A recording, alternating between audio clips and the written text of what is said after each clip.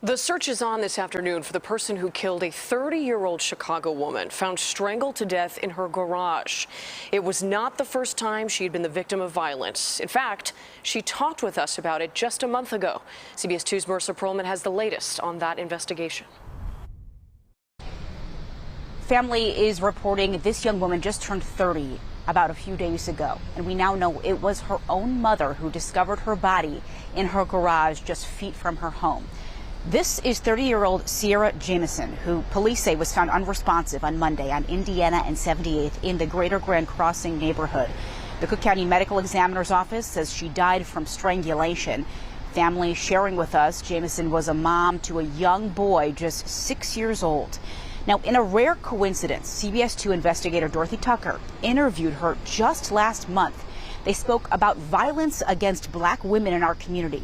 She was a recent victim of a carjacking and shared how other women came to help her in that violent moment. And my Jeep, my Wrangler, that was something for a gift for myself, because I know how hard I worked for it. I know how many sacrifices I've done for my family, my son, because he's been through a lot. My son had open heart surgery. He has a disability, so he means a lot to me. And I'm not fit to let this young man with a knife at that take anything I work hard away from me. Police wouldn't confirm whether there is a person of interest, but right now no one is in custody connected to Jamison's death. We do know family is preparing a memorial service in honor of her that's set for this evening at 6:30. Reporting outside of CPD headquarters, I'm Marissa Perlman, CBS 2 News. Now we want to bring in CBS 2 investigator Dorothy Tucker, who, as you heard, interviewed this woman just 1 month ago. Dorothy, you first reached out to Sierra Jamison because you were specifically looking for black women who had been victims of violence, crime. Erica, talk about an irony here. Right. You know, working on a story about black women being the #1 victims of so many crimes.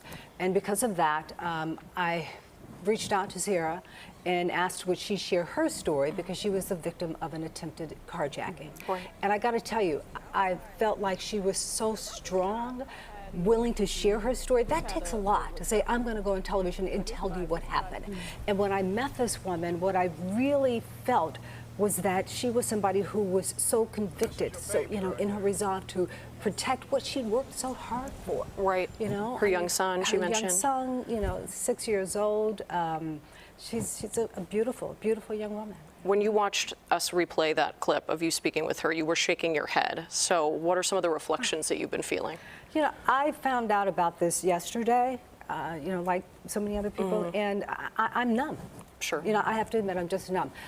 This has never happened to me before. I've never had a story where I've interviewed somebody and then, you know, a month or so later, they're dead.